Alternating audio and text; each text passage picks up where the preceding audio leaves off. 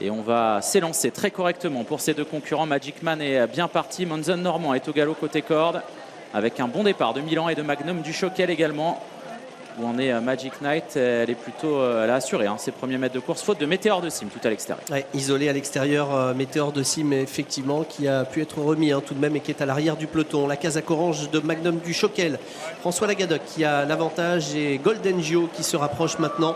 C'est le favori de cette épreuve qui se rapproche vitesse grand V sous les ovations du public. Mathieu Abrivard qui prend la tête. Magic Knight à son tour qui fait mouvement. Magic Man est plutôt 4-5e. Ça se passe relativement bien avec un petit peu plus loin côté corde. On retrouve le numéro 8, Maestrovri. Oui, avec Golden Joe qui s'est installé au commandement. On a vu Mathieu Abrivard essayer de prendre ses aises dans le premier virage. Un virage corde à droite qu'il découvre avec en deuxième position côté corde Magnum du Choquel. Magic Knight qui se rapproche à l'extérieur côté corde. Maestrovri avec d'ailleurs qui est au galop. Maestrovri qui perd toute chance. Magic Man est en 4e position alors que Mentor de Play tente de se rapprocher au centre.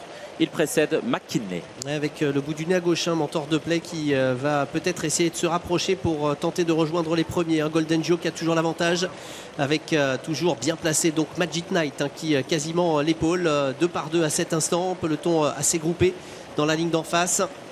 Avec toujours Golden Joe qui a le meilleur et puis à l'extérieur Magic Knight qui va tenter de lui mettre la pression. On va assez vite, 12-9 au poteau des 1500, 1-11 au tracking et Magnum du Choquel qui les suit d'assez près. Magic Man a un excellent parcours dans le sillage des premiers. Faute du 2, Milan, le numéro 2 qui décroche sur faute avec McKinley, le numéro 1 qui est à l'arrière du peloton. Et devant, tout en contrôle, Golden Joe qui a toujours l'avantage. Magic Knight qui est toujours à son extérieur, qui emmène Magic Man, le numéro 3.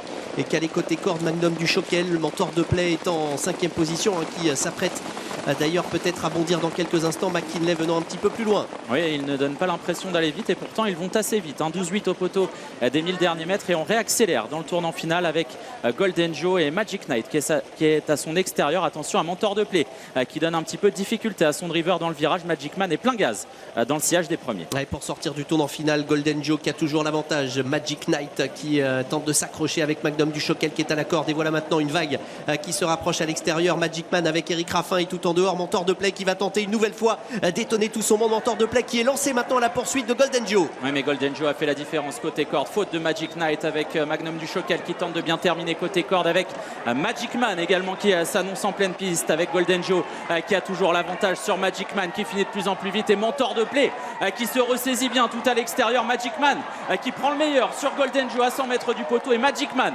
va renouer de magnifique manière avec le succès. La deuxième place prise par Golden Joe, la troisième pour Mentor.